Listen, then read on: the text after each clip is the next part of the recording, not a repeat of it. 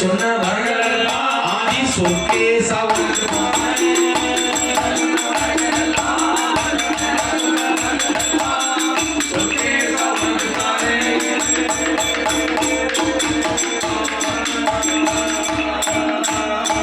ஆண்டவா பகவானே, அழகா நீ படைச்சு விட்டீங்க.